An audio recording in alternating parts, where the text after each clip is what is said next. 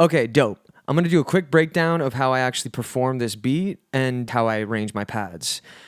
So this track in particular, I started with just the sample and I chopped it up through the top 12 right here from 5 to 16. I put them all in the same exact choke group and basically have it set so that these ones are at 127 velocity, and these I give myself some dynamics so I can actually play my drums and be able to play them like a drum kit. So my pads are arranged like this. You make me feel like bye. And I can kind of speed it up just by virtue of playing it faster. You lose some of like the rhythm and stuff, but it actually sounds cool because you add new beats in that way. So You make me feel like bye. You make me feel like bye. now to add the drums in, the beat is really just like, it's kind of simple like that. I'll go like this. You make me feel like bye. You make me feel like bye. You make me feel like. Okay, before I get too lost in it, I can talk about my hi-hat and how I actually play it with a few different fingers. I notice a lot of finger drummers, they have like there's a unique way to everybody's approach. My go-to is like the thumb and these two fingers, you know, your pointer and middle finger.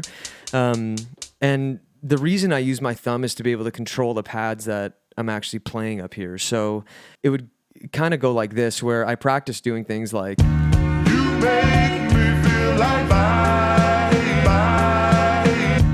You make and I switch up my fingers. You make me feel like bye. You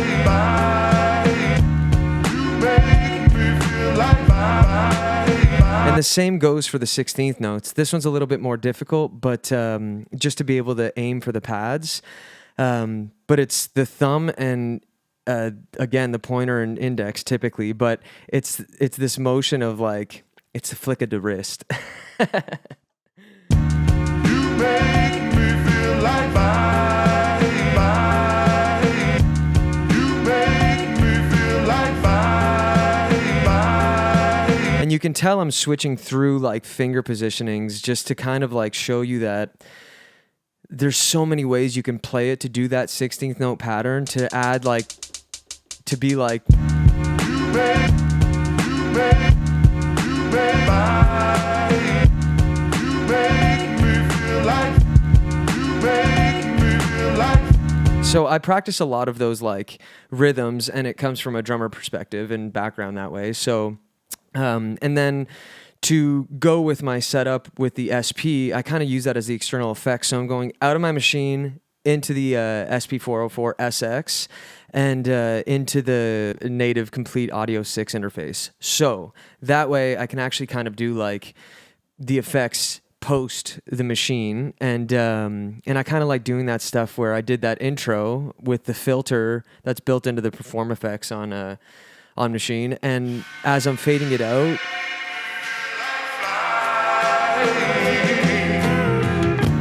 oops. So I like being able to kind of have that control of an external effect, and I guess that's kind of it, you know, and I'll leave you off with the outro, the beat.